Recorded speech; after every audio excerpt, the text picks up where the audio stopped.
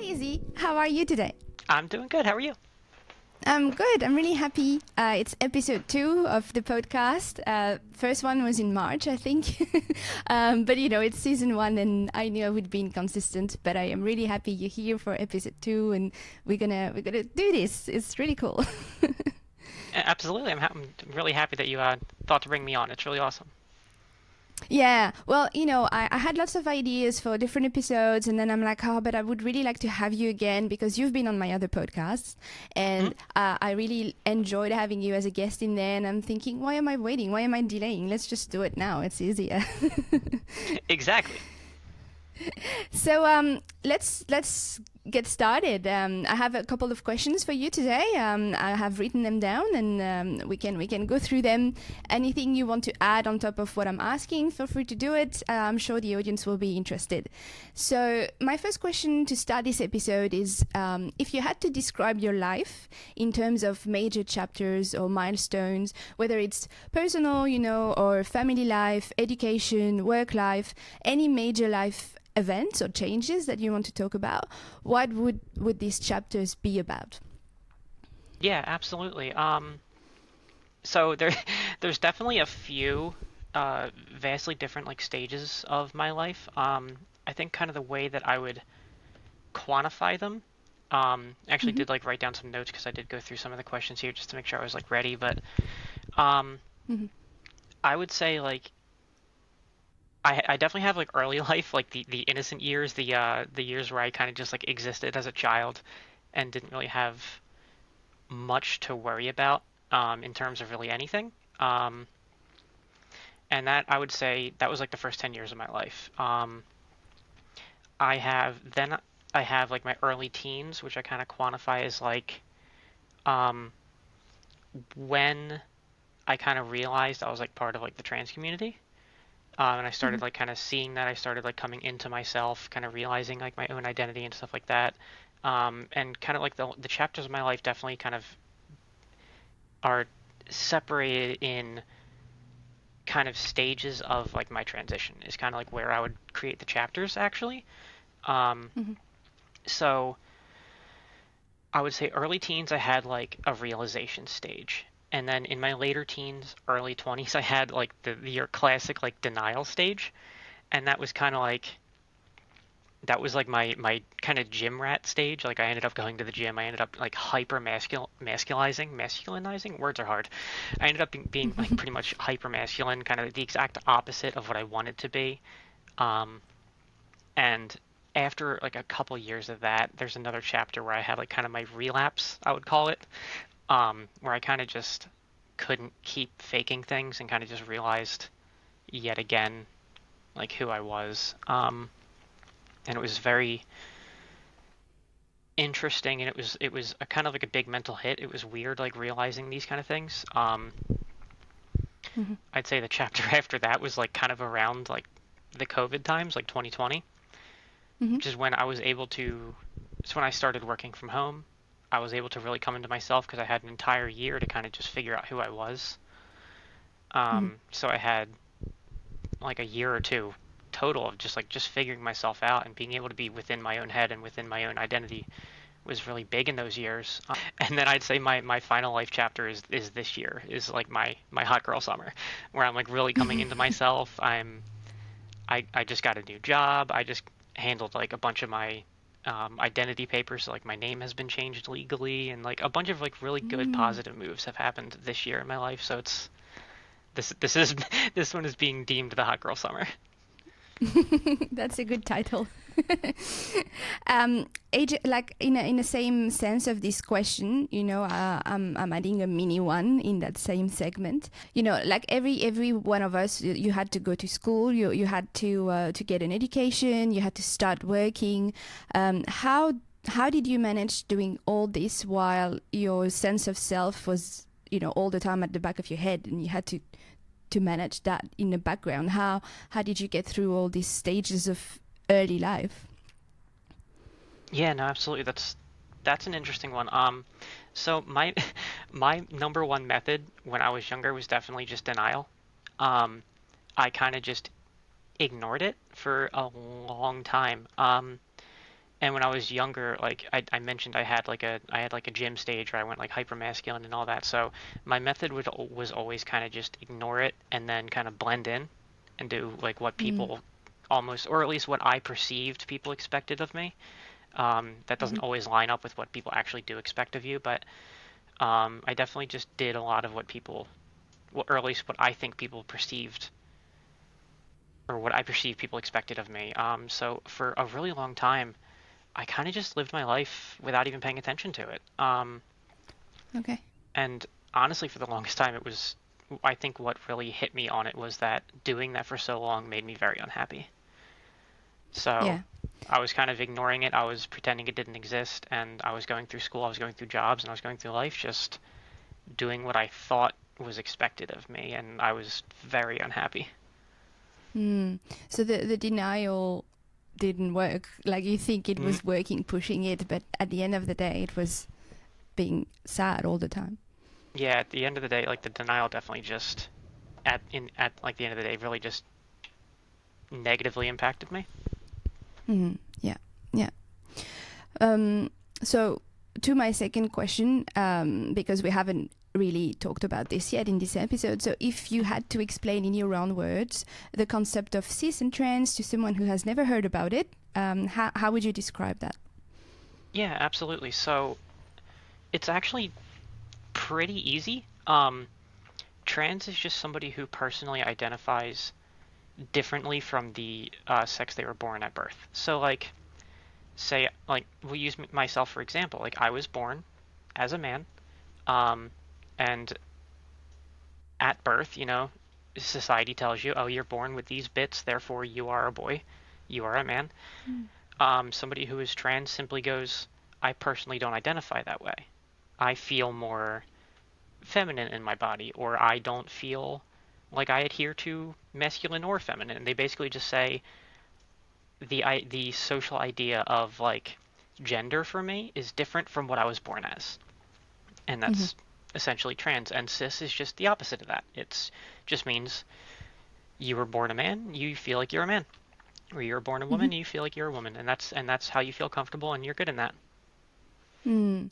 And the feeling of not being aligned, or for better words, for not being cis, and for realizing that what society tells you to be is not who you are, can translate through different ways. Like I understand that. But correct me if I'm wrong. Some people have different degrees of how they want to identify as the other gender or no gender. How is it in your case? If you're comfortable talking about this. Yeah, no, I completely am actually. And you're completely correct. There are so many different ways that people can kind of identify and present and show that how they kind of like how they are within themselves. Like for me, we can use me as an example. I mean, it works because I'm here. Um, Mm-hmm. I don't present hyper feminine.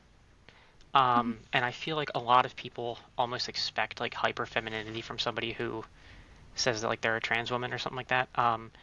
I definitely present like femininely. I definitely have like feminine traits, and I probably lean more feminine than I do masculine. But I'm probably just a little bit like femme from center, if that makes any sense. Like, um, I'm I'd almost consider myself more like sport. Whatever the word tomboy means is probably more aligned Mm-hmm. with me. Um, Yeah, and I kind of just, because I have a lot of male friends, and I'm definitely like a little bit broy with them. I get along with a lot of my male friends pretty well, and I definitely feel like I'm just not very hyper feminine. And mm-hmm. some people are still trans, like some people can still be trans women and be like very masculine presenting, because Yeah, your like gender identity and your gender presentation can even be different. So like you totally. have masculine women, so you're gonna have masculine trans women. Like it's a thing. It's like how you identify, how you present, and how you were born can all be completely different from each other.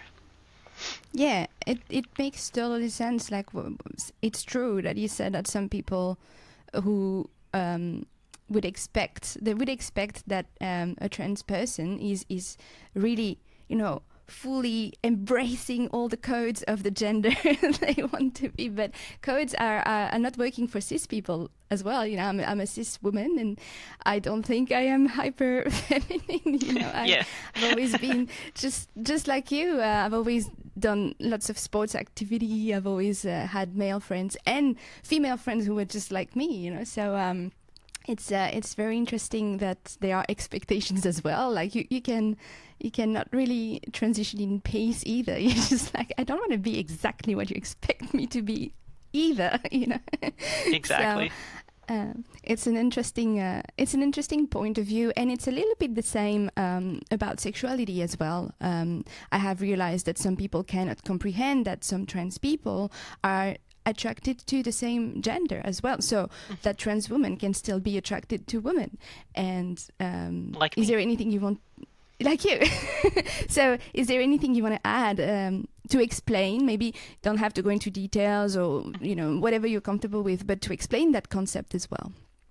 Yeah, absolutely. So, I mean, it really just goes in the same way as like anyone else who identifies as cis or like is just identifies as the gender they were born as. You have straight people, you have bi people, you have gay people, you have anyone who falls within any other part of that spectrum. And it kind of goes the same like for me, where I've noticed a lot of people when they see somebody saying, "Oh, I'm a trans woman," they expect them to have to be attracted to men. And you know, some are. There's absolutely nothing wrong with that. Like you're attracted to who you're attracted to. And but in the same hand, I know a lot of trans women and trans men who just are attracted to nobody. They're completely asexual or aromantic. And Mhm. I know some people who are, I mean, it gets really deep into weird, like, not like weird, but like different terms. Like, where I know some people who are, like, they would count themselves as homosexual, like they identify as a woman and they're attracted to women, but they also Mhm. then count themselves as, like, panromantic, where they're only sexually Mhm. attracted to women, but romantically they're attracted to, like, different genders. So Yeah. it really kind of gets pretty muddy and a bit, it can be a bit confusing if you try to apply words to everything, or if you try to give a Yeah. definition or a label to things. It does become pretty difficult because we're starting to realize just how wide the spectrum can be. Um, Mm. Whereas, like, with myself, for example, there's not even really a word, I don't think, for what I would count as, because I'm attracted to both genders, or like all Mhm. genders, whether you're like male, female, non-binary, or anything else in between. But the thing that works for me is I usually go for like femininity. So like Mhm. feminine women, feminine men, or feminine envies is kind of like where I lean. So my attraction is less about your gender and more about presentation. Mm. And Yeah. there's, you know, a lot of people who fall within the same kind of idea. So it's attraction is weird, and a lot of people end up trying to say, instead of putting a word to it, I'm just gonna say, hey, that person's attractive and that one's not to me, you know, because it gets so Yeah. confusing after a while. Yeah. I wonder, sorry, if you hear some noises, my dogs are just playing in the background, as usual. uh, yeah, it's interesting that people really want labels. I feel like that's another topic, but I've always thought this was a lot. It has a lot to do with people who have neurotypical brains instead of neurodivergent, where we're a bit more like, I don't, maybe, or maybe we need to be more specific. Actually, that's a good. Anyway, that's another topic. But I find it that the more we try to put terms on feelings, the more some people find it even more difficult to understand the concepts. To me, it would be so much easier if you were like, I am a human and I love some humans or all humans. You know, it's not that deep. Right. um, but why do you think these concepts and those labels are so hard sometimes for some people to understand? Do you think it's because they really don't, they cannot comprehend or identify with those concepts, or it's also a will to not want to understand? Um, you know, I don't think it's either. I think most people generally actually don't. It's not that they like. I think that generally speaking, most people are not malicious. Most people do want to understand. Most people do want to, you know, be kind and see the way that you see the world. And most people really do want to like be a part of that. I think that most people do want to understand. And it's kind of that positive light that I try to look at everything with. And in that sense, I think it makes it hard for some people sometimes because when they see the concept of like transness or any sort of member of like the LGBTQ community, they see so many labels, they see so many terms, and I think some people think they need to just be familiar with all of them right off the bat. And I think people get caught up on the labels. I think people get caught up on different concepts that they're unfamiliar with, and they kind of get overwhelmed with all the different ways people can identify, all the different ways people can present, and they start to just get like overwhelmed with labels. Whereas I think a lot of times labels can make things really confusing. In the same hand, I think labels are a really good way for people to make sense of themselves, and it helps them find a way to figure themselves out. But when it comes to like somebody outside looking into the community, it can definitely make it a lot. They think that in order to understand like the LGBTQ community, they have to take like a college course or something to, to understand all the different terms. And a lot of times with my friends, one of the things I like to do is I just tell them like, ignore all the words. Like, let's just me and you sit down and let's talk. No words, no labels, nothing weird. Let's just talk about stuff. And I guarantee you by the end of this, you'll have a much better idea of what's going on. And I think it's just like, yeah, people definitely just think it's a different world when it's not. It's the same exact world. It's the same friends you've talked to the whole time, and it's just I think people get overwhelmed with labels and words and concepts, and it just becomes a lot. Do you think it's more of an adult thing to over-process and want to put information in boxes, whereas as children, if we were brought up with all these concepts, initially not complicated, it would just be a lot easier to integrate in the first place? Yeah, I think when you become an adult, you start to become so busy with like your life, your job, and everything that you need to do that labeling things and compartmentalizing things and putting things in pretty little boxes makes it so you can deal with your life a lot easier. It makes it so you can organize your thoughts, you can organize ideas, and you can organize your life. And I think that kind of makes it a little difficult for people as well, because most people just want to wake up, do their job, and get through the day. They just want to survive one more day, and now they're seeing all these different terms, and they're seeing all these different things that they think they need to like understand, and they think they need to be like a professional on like our labels and our terms, and that's simply not true. They don't have to.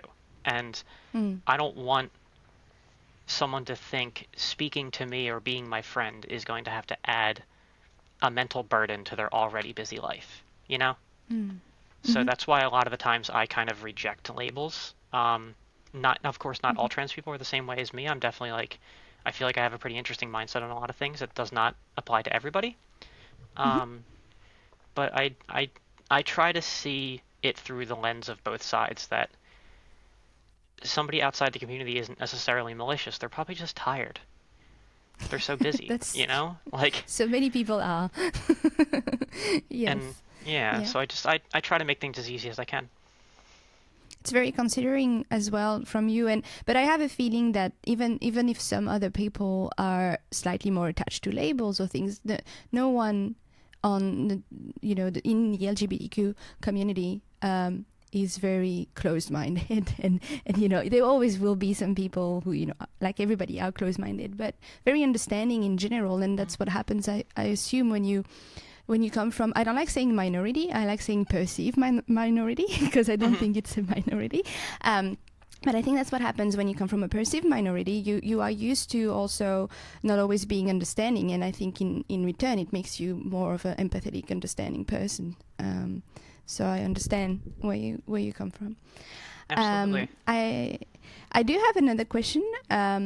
So when did you realize that we sort of covered it actually, because you said it was more through your chapters you realized that the definition and concept of trans individual applied to you, but how did you, if you want to dive a bit more into it, I know you said you were a bit in denial and tried to be hyper masculine, but how did you see and think about yourself prior to this when you were not trying to deny it? How did you question your sense of self?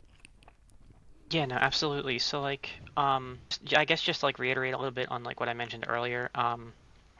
a lot of like when I realized was probably like around the age like 14, 15, Mm-hmm. around that time. And it was kind of like sort of born from just perceiving myself and like looking at myself in the mirror and kind of just realizing that I wasn't the person I really felt like I was. And I always kind of, because of that, just thought of myself as just a person kind of going through the motions. Because I always kind of, it's a really weird feeling to explain, and it's incredibly difficult to explain, but I kind of felt like I was in the wrong body, if Mm-hmm. that makes sense at all. But I would always like, I would always like look at my friends, like my female friends, and I would kind of always be jealous of like how much fun they could have like with their different like clothing, how they could present themselves, and I was always just very jealous of them in general in their entirety. Like just the life they led, the like how they looked and how they dressed and how they were with each other and so many different aspects of just them. And when I would then later on like look at myself, it just felt like something was wrong. And this was really early in life where I didn't actually know that transness was a thing. So I Mm-hmm. didn't have, this goes back to labels, I didn't have a word for what I was feeling. I didn't understand what my like thought process even meant. So I just for the longest time thought I was just being weird. Like I would almost gaslight myself. And I just think to myself like why are you thinking this way? Why do you feel that way? Like you're strange, stop it. And I kind of like I gaslit myself to just try to be quote unquote normal. Because I didn't even know like what trans meant. I didn't know what trans people were. I didn't even understand that concept. I grew up in a very like I mean like I'm in a northern state in the United States, but I grew up in like a very like southern part of that state. So like I was surrounded by like very masculine men and very feminine women, and they were just like that's who you were, that's what you did. So I didn't even know that trans people existed. So like looking at myself in the mirror and going I feel like I'm in the wrong body almost made me feel like I was like a freak or something. And I spent years Mm-hmm. just like gaslighting myself into that. And that's when I went like hyper masculine because I was just like, this is wrong. I shouldn't be this way. And that's what led me to like swing in the complete opposite direction. So you almost try to like convert yourself to do an auto persuasion. Yeah, pretty much. Yeah. It Yeah. was terrible. Yeah. There was this big debate in Australia that I'm not super familiar about it, but it's about all these conversion therapies, and it's usually pushed by certain people, and they don't work. Like it's It not hard doesn't. to understand because I am pretty sure that other friends that I know who are in the LGBTQ community, they have tried to to fit the what was expected, and they didn't need therapy. They tried themselves, and it didn't work. Surprise, surprise. So Yeah. um, Surprise, it's surprise, right? it's hard. Yes. So okay, that's I guess that's interesting. That another feedback from you is that you wanted to do the right thing, quote unquote, and Hmm. and it still didn't work. So if someone had tried to help you, it would not have worked either, I suppose. So it's interesting. Yeah. Um, and so the next question is currently how do you see and think about yourself? It's so and like I I read over these questions before we even got onto the to like sit down and start recording, and that question was kind of Mm-hmm. the one that like hit me as the most difficult. Mm-hmm. And it's such a like I see myself as just like correct. Like I've Mm. over the last couple of years I've been able to really just like open up into myself, and I remember when I started transitioning I almost still I yet again almost gaslit myself a little bit into thinking that now that I'm trans I need to be hyper feminine. I need to do every little thing. And even at like the beginning of my transition, like it felt more correct, but I was still slightly uncomfortable because I was like kind of transitioning in a way that didn't feel 100% correct to me. I was doing what I thought you were supposed to do to transition, and I'd say I corrected that pretty quickly. Thankfully, I'd say like within like a couple months from starting, I started to realize like, no, I don't need to do all of that. I can just kind of transition my way. I can present how I want to present. I can dress how I want to dress. I can behave how I want to behave. And it's kind of how I fell into my like current presentation where like, yeah, I'm a little bit more like femme than I used to be, but I still just 99% of the time wear a t-shirt and jeans. I just kind of exist. I don't like hyper feminize myself for any other reason other than like sometimes I'll do that if I just like feel like dressing up and having fun. Like if I'm going out or something to the city, I'll like dress up a little bit more and I'll have fun with it. But I do that because I want to have fun, not because I feel like I'm supposed to, you know? So Yeah. a lot lately, I've just been feeling like how I am now and how I present now is just correct. I feel comfortable. I feel like me. That's what matters. And for what it's worth, that's only my opinion. I'm not saying it's the truth, but I feel like in general, society has a tendency to push hyper feminization of women in general, whether it's cis or trans women. As a cis woman, I've always felt like I wasn't feminine enough. And it's funny because I can relate to you when I go out. I get my heels, I get my dress, I put my makeup on, and it's fun because, I don't know, I feel like I'm getting ready for something, even if it's just to go eat dumplings. But I couldn't do that all the time. It's not me. It's go out, party me. But the real me is a lot more, neutral, or, like I've always felt that I didn't need to show that I was a woman. And lots of my friends are like this. They do the same when they go out.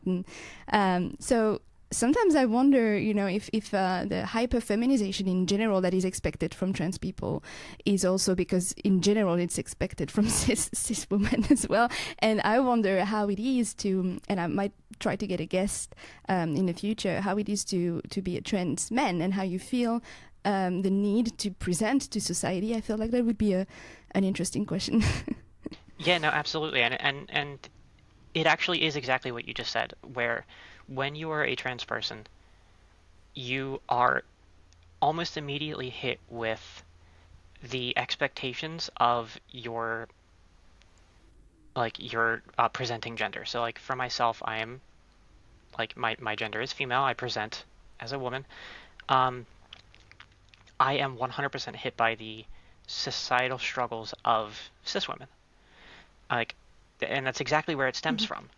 So everything that I am experiencing is not just a trans thing. Absolutely not. It is 100% it's just what cis women experience. And then it just now gets applied to me as well. And the same thing goes for trans men. I do know a few trans men as well. And they are absolutely hit with like the societal expectations of men. It's very interesting. Yeah. And it's funny because in some ways it's like, hell yeah, that's kind of validating in its own way. And then at the same time, you're like, it's almost like, yeah, I experienced misogyny. Hooray. It's like strangely validating, but like terrible at the same time. It's funny. Can I confide you something? In the FPV community, for a certain time, the female pilots used to receive certain specific pictures. Oh, I need to precise first. FPV is what Izzy and I are doing as a hobby. We're doing racing drones, and FPV stands for first-person view because we're wearing goggles. Anyway, that was just a quick clarification, but it's a largely male-dominated hobby, as you can imagine, and the few female pilots that merged at the start used to receive in their DMs specific anatomy pics from male, and and I never got one. I never had one, and strangely, I was like, why am I not getting and I was like, I didn't feel validated. And it's funny that you just said when you get the misogyny you feel validated, and I was like, oh, why am I not getting any? So it's interesting how our brain process information. Absolutely. And it is so funny because like it's a negative trait and it's a negative experience of like the gender that you have, but it's like when you don't get it, you're like, is there something wrong with me? Yeah. Exactly. That's what happened to me. But, I got over it and I'm like, I guess it's a good thing. So, interesting. How, so more specifically, linked to the previous question, when you started being seen different, did that, beside feeling oddly validated, did that help you, or were you already aware of the struggle that women were going through, or did that help you understand it even more? So, I mean, I like to say that when I was like not presenting as female and not seeing my like haven't transitioned yet and didn't realize like really who I was yet, I like to think I was pretty at least as aware as I could be of like Mm-hmm. women's struggles in life, and obviously like without living it directly, you can only be so aware. Um, Mm-hmm. and I like to think that I was pretty well versed in like what was going on. And then as I transitioned, I started to realize like one, yes, I was aware of a good amount of the struggles, but it really does bring into perspective everything you thought you knew and now everything that you do now. And it was kind of like I don't know, it was weird. Like I again, like I always thought I had a generally decent idea, but I didn't think I was like cocky about it. Like I always thought like, oh, there's obviously a bunch of things I can't 100% experience. So like I'm aware of these struggles, but I'll never fully feel them. And now that I am like presenting female, I do experience a lot of these struggles in the same way, but strangely, because of the way society sees trans people, I still don't fully experience a lot of the struggles. And I think the fact is I never will. And, firstly, that's okay with me. Like if I get a few less struggles in life from one side, I'll take it. But there's still definitely like I still feel like there's definitely some struggles that are experienced by cis women that I feel like, some other trans women may experience, but I don't. Um, Okay. and I mean, I guess one of them is definitely yeah, so it's interesting. It's definitely like opened up my eyes like living more as female because there are like more I get more instances of like misogyny within my life. I get more instances of people not taking me seriously for my opinion. Um, Mm. and it's very interesting like the juxtaposition between what I previously thought I knew and what I now know. They Mm. were pretty close, I'd say, but there are some vast differences in what I now understand. And it's Mm. it's interesting. Yeah. So, what are actually the main struggles or challenge you're facing, or you have been facing, as you as your identity? Yeah, a lot of the struggles, and this will probably really only apply to like trans women, is as I was like coming out like to my like friends and family, it was interesting because like pretty much all my friends were completely accepting, and some of them even looked at me and they were like, "Yep, saw that coming. We knew before you," and which was like kind of adorable. But then I had like some members of my family who were just really put off by the idea, and I had an interesting mix. So some of the struggles that I started with when all of this started coming out was people, some people almost like tried to imply that I was like some sort of predator, or Oh. I was like being gross or just doing it to get the attention of women, and it's just like kind of really disgusting that somebody would even like imply that. But so that's kind of a lot of the stuff that like there's a different kind of struggle that when you're like coming out as trans and where you haven't yet gotten to the point where you start to feel misogyny, but you start to feel attacked from like probably people within your family first who Mm. think you're just being like a creep. And Mm. it's incredibly difficult to deal with if your only support system you have is your family. Um, I thankfully had more than that, like because when I started, I was like in FPV at the time. I had like all my friends who like were in the drone community who were like strangely supportive, even though like as you mentioned earlier, it's a very like cis male dominated field. Um, but I had like my friends and all that who were incredibly supportive of me, and my job at the time that I had was also incredibly supportive. And had zero issues with it. Um, but yeah, my family was a little, they were not cool with it. Some people, like Mm. my mother and father, were completely fine.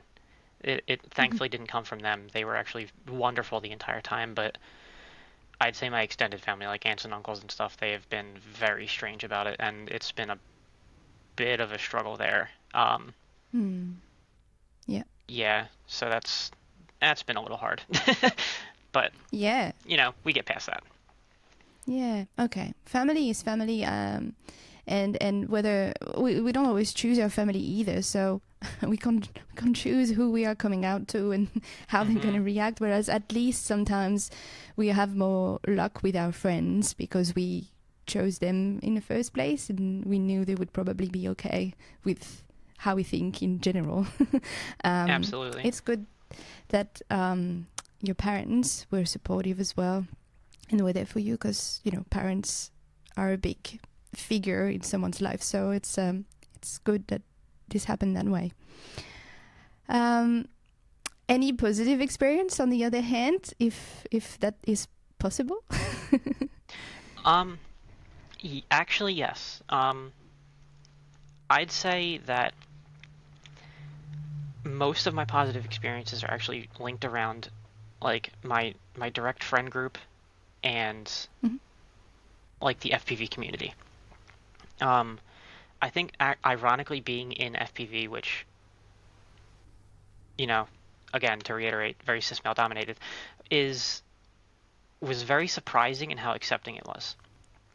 Um, there were a lot of people, especially within my direct group, and as you know, like people like Bot and all them, who were completely accepting and like zero hesitation. Just like saw me as who I was, 100% accepted me, and not only accepted me, but also like went to bat for me. Like basically said like anyone who's ever got a problem with you, like we got you. Mm. And so it was not only just like support and acceptance, it was like people coming to my defense, which was Mm. really awesome. And then like even from there, just like a lot of like really positive experiences I've had were like the feeling you get when you for the first time kind of see yourself in the mirror. Which is like it's funny because it's not something that happens right away. I'd say the first time I actually ever saw myself and felt comfortable in who I saw in the mirror was probably like a month ago, and I've been Oh. transitioning for a solid 3 years now. So Mm. it's like one day you're just kind of minding your own business and you're just doing whatever, and you like step into the bathroom or you step in front of your vanity or something like that, and you see yourself in the mirror, and it's like a wave hits you because you're like, wow, that's actually like that's me. I'm looking back at myself. Like that's the real me. Mm. And that was a pretty recent experience for me, and that was like completely surreal because like for the longest time I had like an idea of what like of who I wanted to be and who I not like I wasn't that person yet, and then very recently I looked and I saw myself, and it was really wonderful. It was huge. It was a giant moment for me. Wow, that made me think of because I'm really big about therapy in general and seeing, professionals, which everybody, in my opinion, should do because we all have things we need to Absolutely. work out on. Hmm. Um, for me, my self-esteem, which is not really what you have experienced, prior to transitioning, it's different, but has always been really low, I think, by nature and also by nurture. um, Oh, and yeah, but for me, it was easy to find a therapist who could understand, how I was thinking, and as a cis woman, could give me tips and advices on how to accept myself as who I am, and that it's okay. That speaking about being hyper feminizing our aspects, telling me that doesn't have to be this way if I don't want to be like this. Um, how do you think the experience for trans people and, as in your case, trans women, would be talking to therapists? Have you ever tried, and do you think it would be complicated? yes and no. So to answer the first part of that question, yes, I have gone to therapy. I have spoken to professionals. And I'd say it really just, I think it's as difficult to find a good therapist for like talking about trans issues as it is with really probably any other issue, because I feel like searching for a therapist is kind of just not fun for Mm. anyone, for any Mm-hmm. issue. I don't think transness is really exclusive in that sense. Um, Mm-hmm.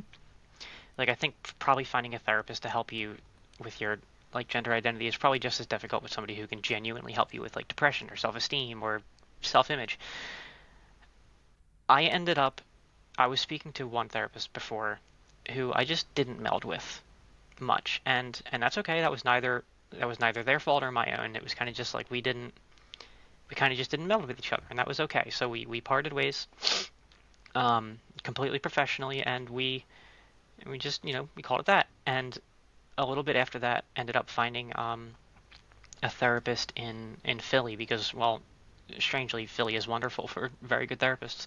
Um, Ended up finding like a queer therapist in Philly who um, they were like a non-binary therapist. They were very open about like the LGBT community, very open about like their place in that community, and really wonderful, not just as somebody who can help you like figure out your own identity, but also just generally a wonderful human being who was able to help me through many other aspects of life, not even just like my transness or identity. So I talked to them for quite a while, and they were an absolutely wonderful human, such a good being, and and I wish them all the Mm-hmm. best. I'm not currently going to see them at the moment, but Mm-hmm. I mean they're always on my mind. And if I ever had to go back to see anyone, I'd go to them again. Mm-hmm. So it's interesting, like basically just like to reiterate what I said at the beginning. It's not really. I don't think finding a therapist that can help you with identity is really much harder than finding somebody who can just help you with depression. I think it's hard to find somebody who's good that fits with you no matter what. Therapy is a little Yeah. difficult and it can be a little daunting at the start, but once you find someone who meshes with you, it's a fantastic experience. Yeah. Definitely. Hmm. How can I ask how you found them? Were you just was it luck or were you recommended or how did you find the right person at some stage? It was kind of just luck. I ended up finding them online. Yeah. Mm, yeah. Yeah. Actually, the That first person I went to go see was recommended to me, and that's the one that I didn't really meld with very much. yeah. Yeah, that's interesting how not everybody works for everybody. I Hmm. would recommend my therapist to so many people, but I know she comes across as a strong woman from Europe, and I'm like maybe it doesn't work for everybody. So yeah, it's very interesting.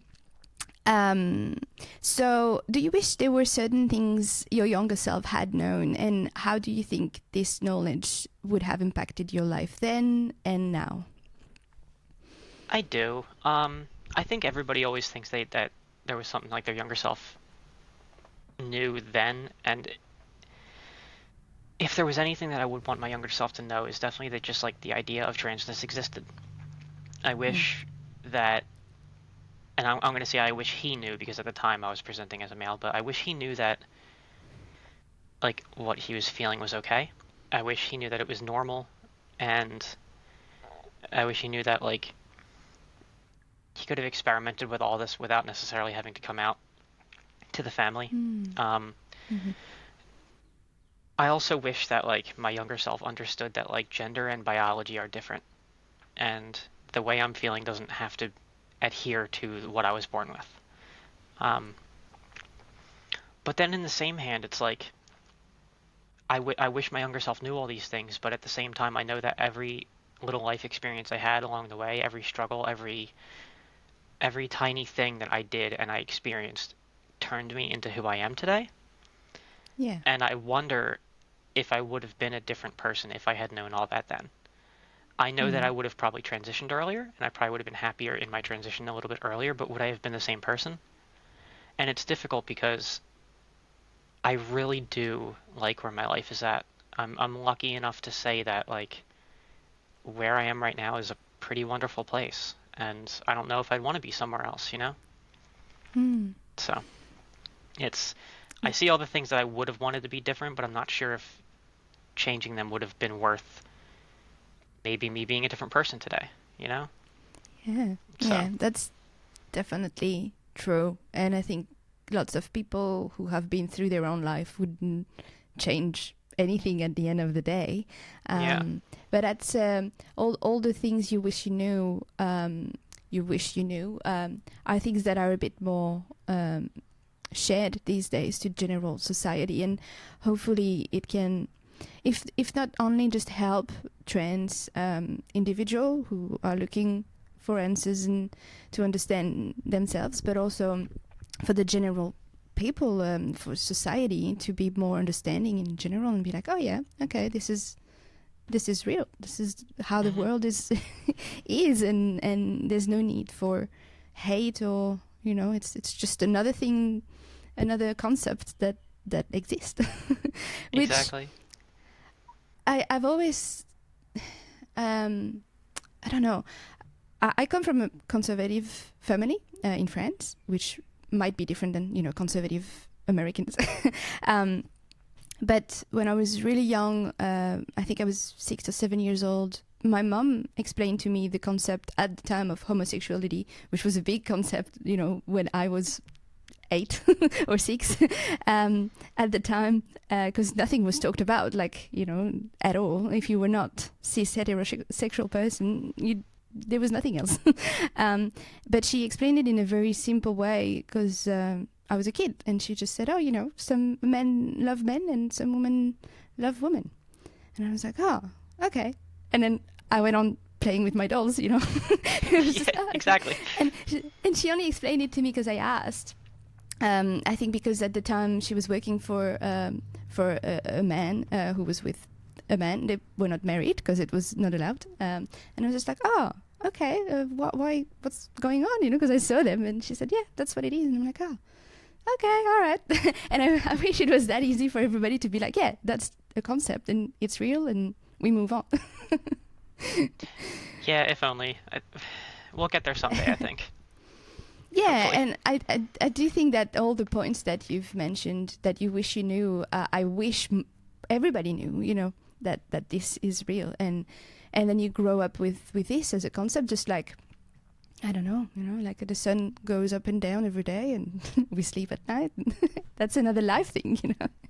Exactly. My next question is, because that's a bit more specific to our community. So, because we both come from a very cis-male dominated hobby, you said you had positive experience from that community. But can you tell me about the good and the bads? What was some experience that you had? Yeah, no, absolutely. So like I mentioned earlier, that like a good amount of people in the FPV community are in fact just very genuinely good people. I would say the majority of them are just either they're 100% supportive, or they just don't care what you do. They just want to fly some drones, and if you decide that, if you look at them and be like, hey, just by the way, I'm trans, I go by she, her, and my name's Izzy, and they're just like, cool, cool, cool. So you want to fly some drones? So it's like they're either incredibly supportive or just really don't care. Like, you do you, and whatever. And I think that's wonderful. I think that's fantastic. I think that's exactly how it should be.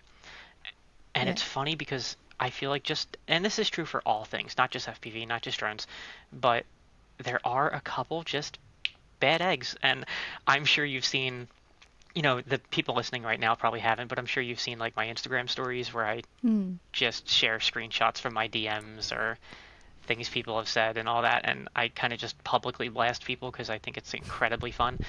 But there's just some people who, like, I've received death threats. I've received threats of violence. I've received people saying like that they're gonna come find me and all that stuff. And it's at the end of the day, it's kind of funny.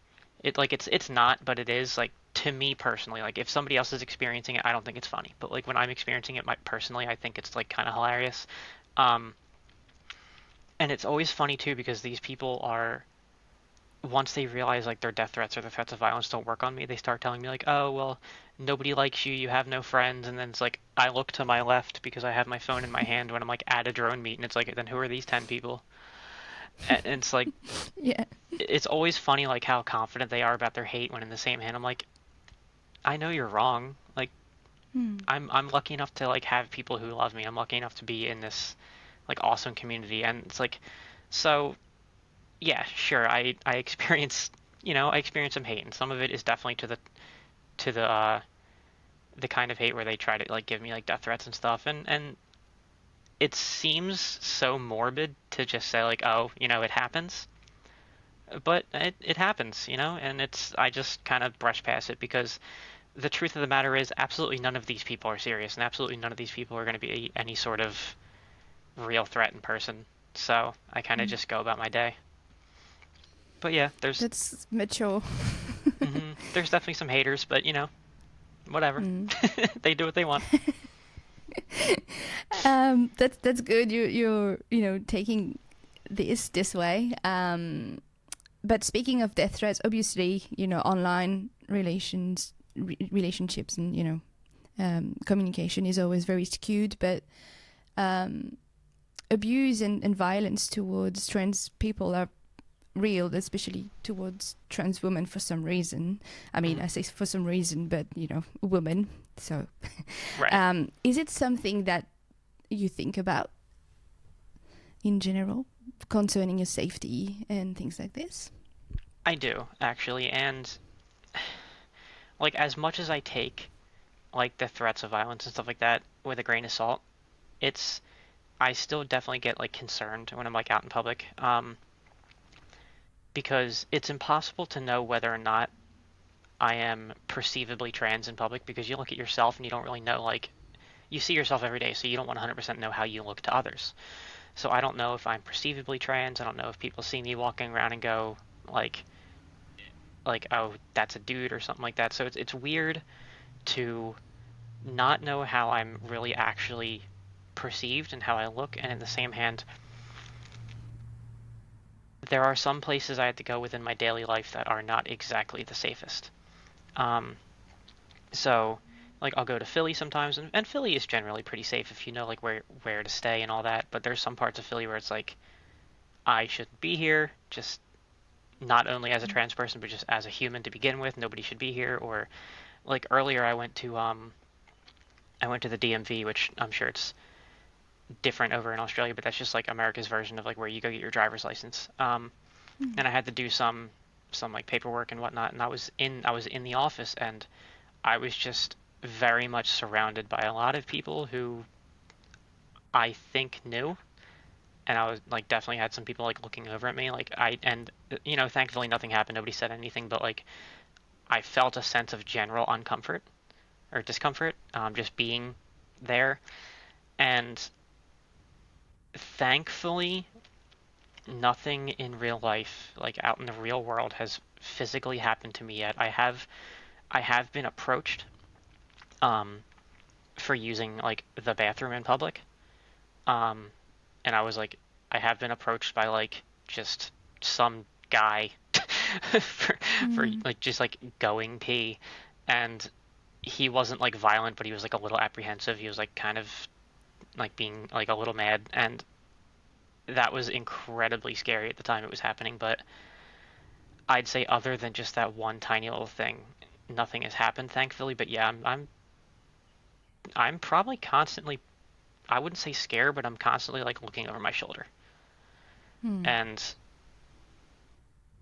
I'd say like doing that every day is definitely like it can affect you like mentally. It can affect your like your mental health and all that. But in the same hand, I don't think that's even just a trans experience. I'm pretty sure that's just a female experience. Like, yeah, I had to look over my shoulder as a trans woman or as a trans person, but I know so many women who just had to look over their shoulder just because they're a woman. So, back on that whole, yes, this experience is terrible, but in the same hand, it's kind of validating. So, yeah. I mean, I'd prefer it to not be a thing, but yeah. Yeah, of course. It's complicated. I don't think, it's a competition on who is most likely to be abused or it's certainly receive not violence.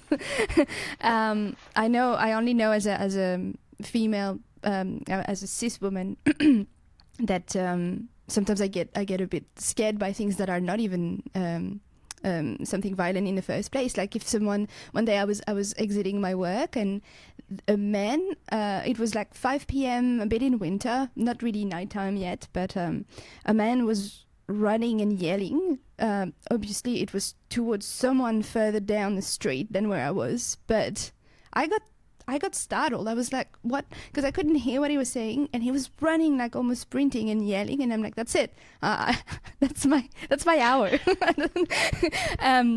And it's very rare for me to experience actually actions like this, but that's why your brain goes first straight as a woman, in general in the world. You're like, that's it. It's a man. It's danger. Yeah. It's scary. Or, every time I was, because I used to walk a lot during the pandemic and I didn't even have dogs to walk at the time. I was just walking on my own in my perimeter. If there was a car, I was just slowing down because probably they were looking where to park. I was getting scared. I'm like, this is stupid. Like, why? No one wants to abduct me. They would throw me back. I would start talking about drones and be like, oh my God. Kicking me out. No, but again, I'm using humor to deflect. That's my defense mechanism. But it's true. It's something that is slightly in the back of my mind, and I'm thinking, even though it's not a competition, I personally think that a lot of trans women have it, if anything, as much or worse, because somehow society just perceives it as, not weird, but why some men are like, why would you want to become a woman? Because they have they don't have much respect for women, so they can't comprehend that someone chooses to present as woman either. So it's just sad. Hopefully things will change with more awareness and understanding in the future. A few hundred years down the road, I'm sure. We won't be here to see it, unfortunately. Speaking of understanding, knowledge, all of this, what do you think should be done to help sharing knowledge about trans individuals, about identities in general in society, or at least what we call maybe Western society, because that's where we live in at the moment? I would say I think one of the best ways to learn about and understand the identities of a trans person or their experiences is really just talk to one. I think it goes the same way for everyone. If you wanted to understand the struggles of somebody who's gay, if you want to understand the struggles of somebody who's born as a woman, identifies as a woman, or if you want to just understand the struggles of any other, I like what you said earlier, perceived minority group, it really just goes hand in hand with just talk to them and have a conversation and actually listen to them. Because I know so many people who say oh, I've talked to trans people, or oh, I've talked to gay people, or all this, and it's not even, they didn't even have a conversation. They didn't listen. They just kind of talked at them instead of talking to them. So I think probably the best way to learn about a community is just talk to somebody in the community. And I always tell people, a lot of things that I tell people when I'm talking to someone who kind of comes at me apprehensively or comes at me with a little bit of hate, there's been a few times where I've mentioned to them, I swear, if you sat down and talked to me for just a couple minutes, I guarantee you'd like me.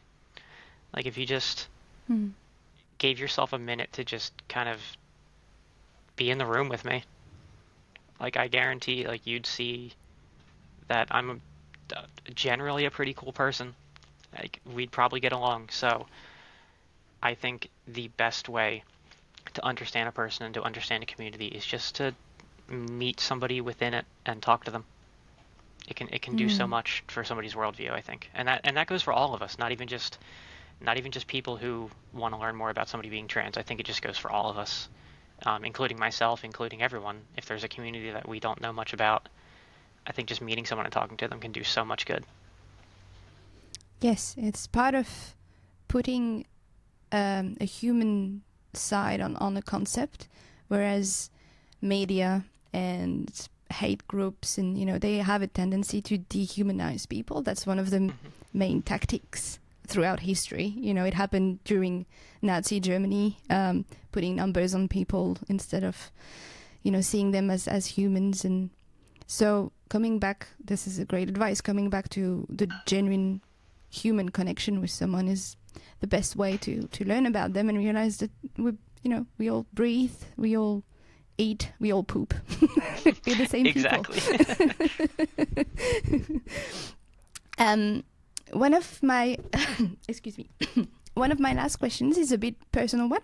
You're aware of it because you've read it ahead. One of my friend is actually currently transitioning, and I've known her longer before the transition, than currently, in terms of time.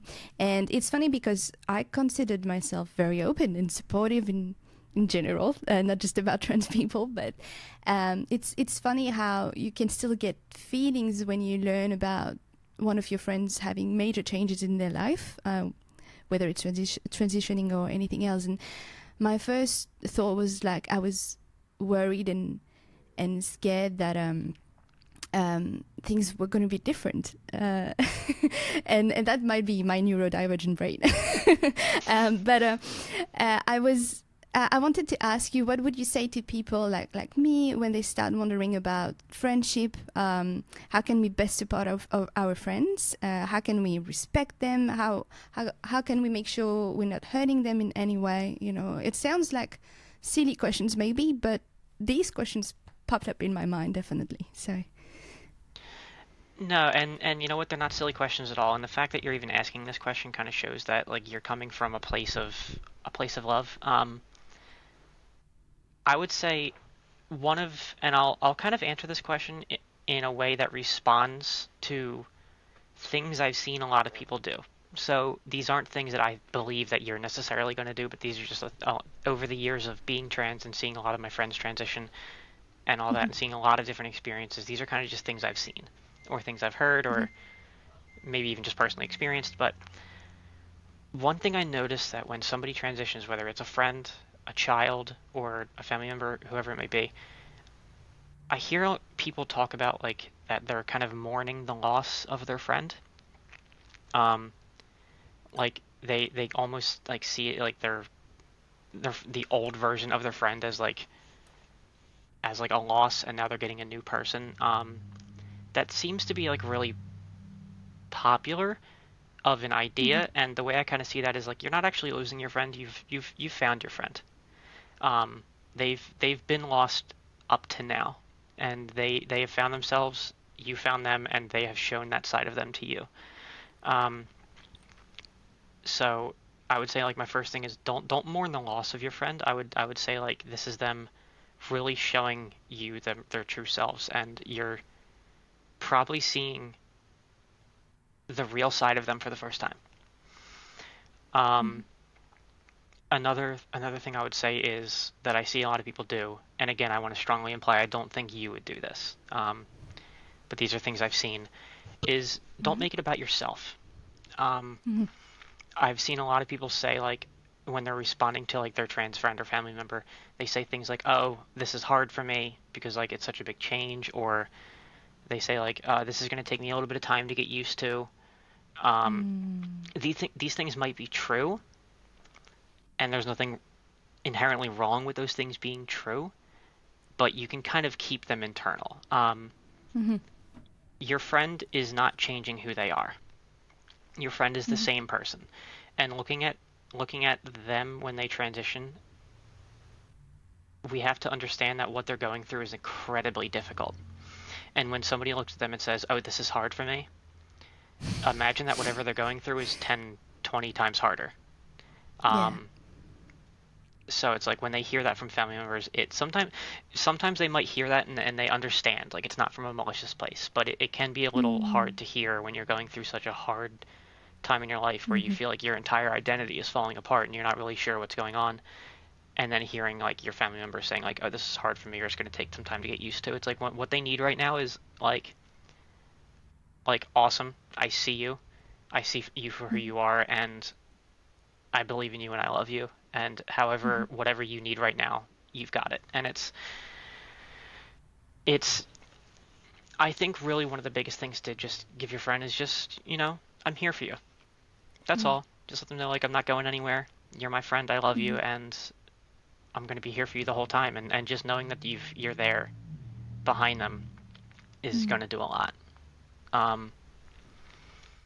It reminds me of one story that I remembered one of my old high school friends had approached me after we hadn't spoken for a long time after they had realized that I had transitioned. And she approached me talking about her sister was transitioning, and her sister had come out, and she was trying to like reach out to me for like advice on like how to handle like her sister and all that.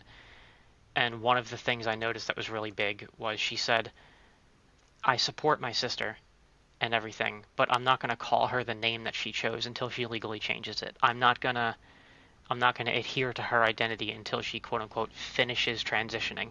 And she started all of this by saying, I support her, but. And it's like, well, you don't. So one of the things that I always like to say is like, there is no such thing as finished transitioning. That doesn't exist. There's no point where you're done.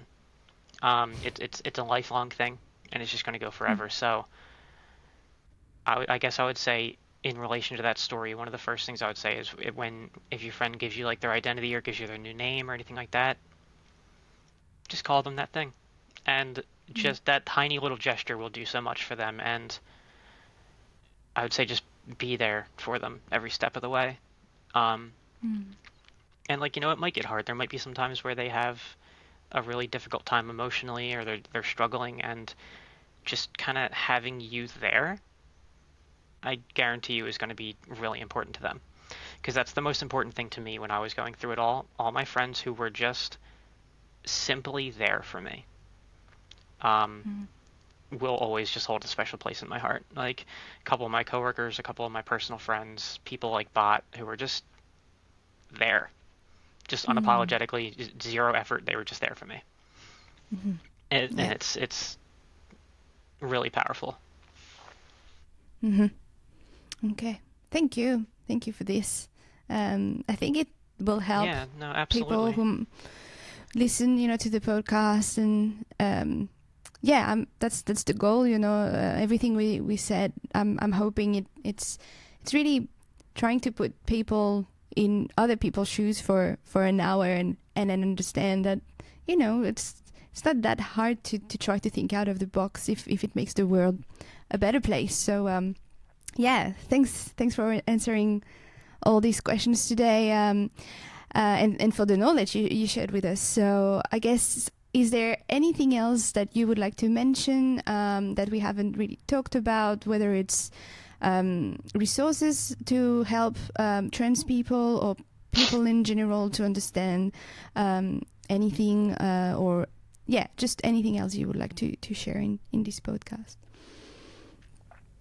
Yeah, so like I don't know if I have any specific things I'd want to say or any specific resources, but I guess I would just like mention, if anyone is listening to this and anyone is kind of going through a similar thing, or just needs any sort of support system, or just needs even just questions answered, they can reach out to me however they need to, and I'd be happy to talk to anyone, and be there to do what I can.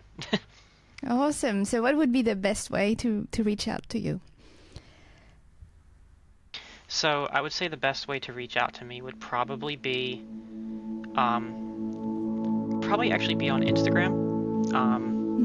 So if you wanted to find me at IzzyBoop_FPV, that's IzzyBoop_FPV, and you can send me a message if you'd like to, and I will happily talk to you. And awesome. That's we'll do a little bit of chat. Awesome. Thank you. Thanks for spending an hour with me and offering even more of your time. That's very appreciated. And thanks everyone for listening. Hopefully you enjoyed this topic. Hopefully you learned something. If you want to support this podcast, feel free to share it with people you know. Feel free to give it some ratings. And we will hear you and speak to you soon. I don't know yet when, because it's the first season and I'm disorganized, but it will happen. Thanks everyone, and thanks Izzy. Bye bye. Not a problem. Thank you. Bye.